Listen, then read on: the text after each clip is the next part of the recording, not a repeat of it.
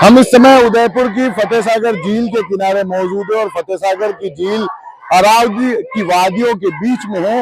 इस झील की खूबसूरती अरावली की वादियां है और इसी अरावली पहाड़ियों की, अरावली पर्वत श्रृंखला की नई परेशानी, नई परिभाषा जो है वो आम जनता के मन में परेशानी पैदा कर रही है कि क्या ये परिभाषा अरावली पर्वत श्रृंखला के अधिकांश भाग को खत्म कर देगी।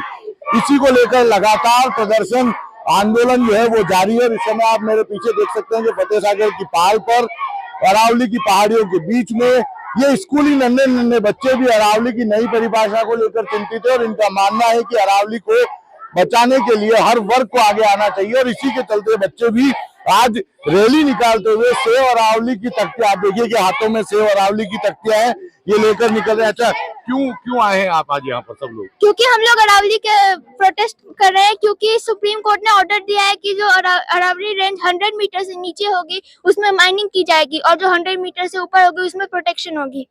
अच्छा, तो आप लोग क्या चाह रहे हैं?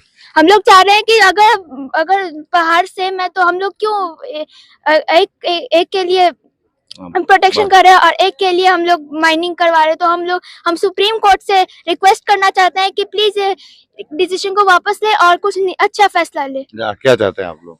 हम लोग यही चाहते हैं कि अरावली को ना काटा जाए और राजस्थान को वापस से नो माइनिंग जोन घोषित कर दिया जाए। बिल्कुल। आज आप लोग किस मांग को लेकर आए हैं? हम लोग इसी मांग को लेकर आए हैं कि अरावली नहीं कटनी चाहिए और हमारे प्रोटेक्ट होने चाहिए सारे एनिमल्स, प्लांट्स और अरावली। बिल्कुल। देखिए, यहाँ सभी बच्चों के हाथ में, आप भी बोलना चाहेंगे कुछ? क्या बोलना चाहेंगे? अरावली को बचाना है, तो उसी की वजह से वो डेजर्ट इधर नहीं आ पाया। अरावली ने ही रोक रखा है डेजर्ट, पूरा डेजर्ट एरिया की वजह से, अरावली की वजह से डेजर्ट एरिया इधर नहीं आ पाया है। बिल्कुल। देखिए, अरावली जो यदि संरक्षित रहेगी तो पूरा, अगर हम दक्षिणी राजस्थान की बात करें तो समूचा दक्षिणी राजस्थान अरावली की इन वादियों की गोद में बसा हुआ है और जो मरुस्थल है उसको आगे बढ़ने से अरावली की पहाड़ियों ने रोका है।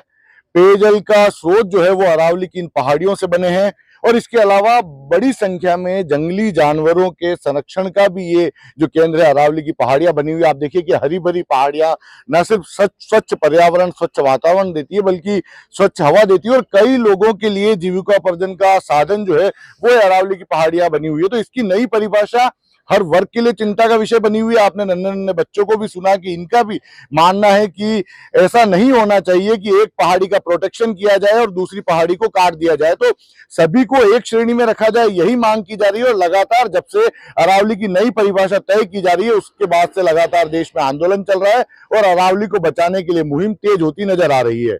कपिल श्रीमाली, न्यूज़ 18 उदयपुर।